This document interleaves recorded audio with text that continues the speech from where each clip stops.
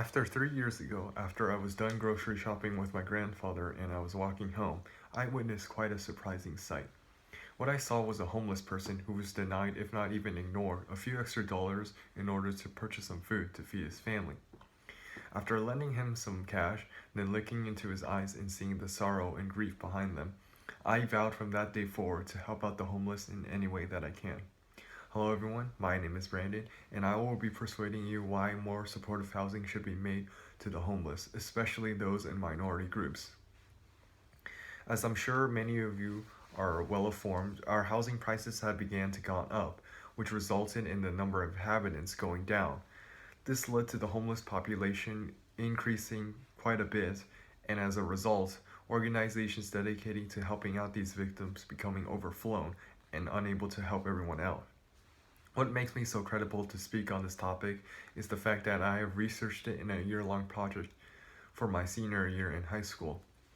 Not only that, I have also done some service hours for organizations dedicating to helping the homeless, such as a food bank. Going over my main points, I will first start off with myths surrounding the homeless, especially those aimed towards minority groups, and then I will debunk said myths.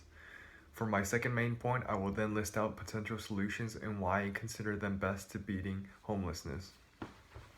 So, homeless people have been put into such a situation through unfair means. Many of them have to deal with dangers out on the street, if not the public's blindness to the truth itself. One such myth is the fact that homeless people would only need housing in order to revert back to a normal life. This is considered to be false, as the Portland Rescue Mission created a helpful infographic that details many myths that the public might have, including the one I just stated, which I will now display on the screen right now. And as you can see, because the homeless have a suitable housing does not mean they can live back to a suitable life, as the fact that they could be suffering from things other than financial problems, such as alcohol abuse or even drug addiction.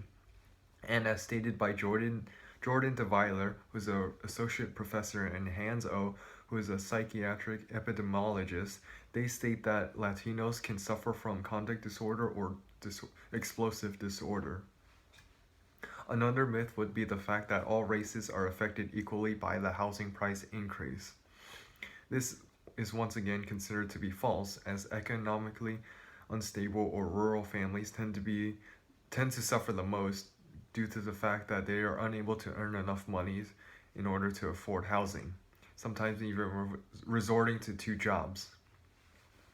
Melissa Chinchilla, who is a postdoctoral fellow, states the fact that Latinos tend to live in overcrowded housings due to the fact of that the housing that they once lived in is considered to be unstable. With such a big problem like homelessness, it requires even bigger attention and even spending for solutions just to fix it.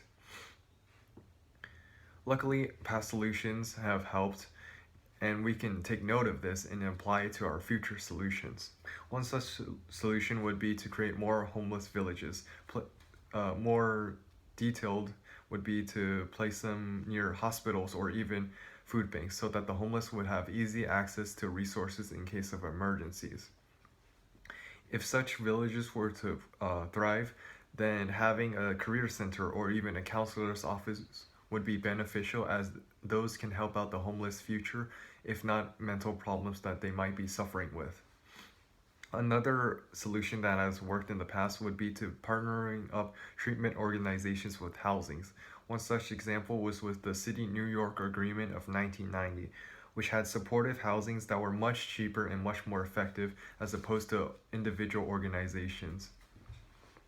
Homeless people face prejudice, health problems, substance abuse, and lack of people to trust. We as citizens should help out those who are suffering in the dark. On the day of my presentation to the project, I recalled the event that happened to me in the past, and why it convinced me to speak on this topic. When I stepped into the presentation room, I was eager to speak the truth to my audience about what I had learned for my project. Thank you.